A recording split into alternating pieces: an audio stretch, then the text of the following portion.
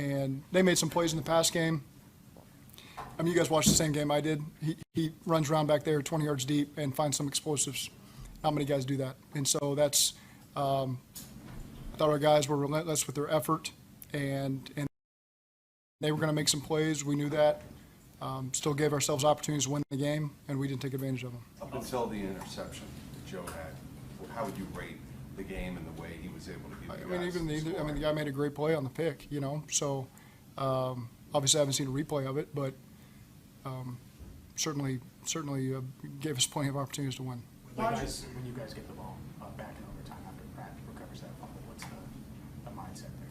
It's just trying. We're in field goal. We feel like we're in field goal range, and you know there is. We've thrown the ball in that situation before. We called the pass. Joe actually did a great job getting us out of it back into a run because the look was not there to throw it, and so there was good management by him. Still got a couple yards out of it, and then we're in a position to win the field goal, and we thought we'd win it with that.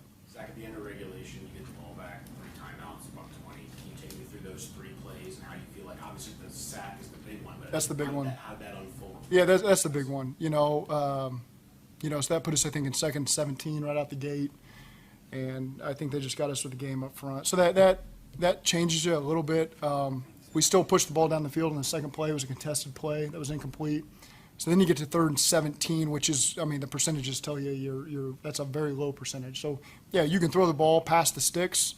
I mean, any team that's ever played the game, that's a low percentage play. You're risking giving them the ball back with time with the kicker that can kick it from the length of the field. And so that's where we just ran out the clock and felt like we'd get ourselves another opportunity. Are you concerned about the team's ability to finish games at this point, the way the season's gone? Well, we've got to find a way to make that one more play. I thought today there was going to be some plays I pointed to where we did that.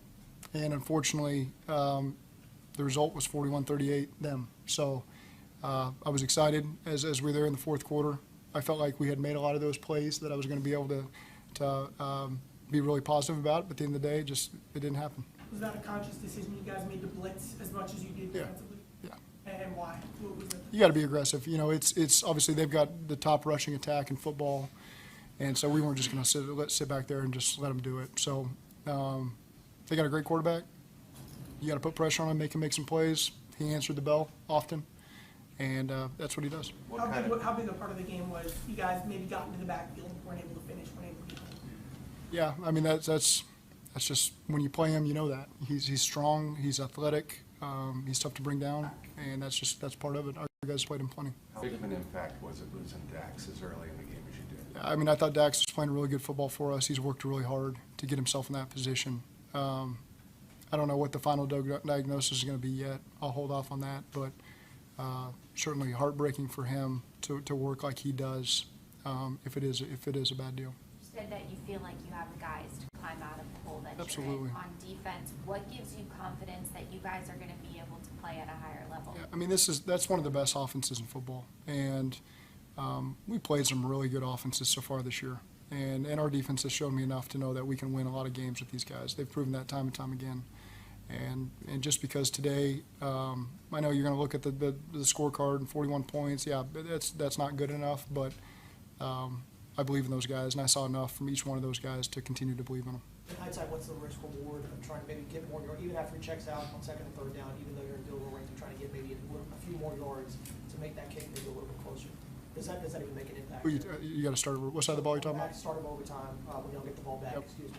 What's the risk reward of potentially trying to get maybe down more aggressive plays, get more yards? Well, a sack, a holding penalty, all the things that can knock you back. So when you're in field goal range and you believe in your kicker, it really is as simple as that. This season started with expectations internally and externally of this being a championship caliber team for you guys.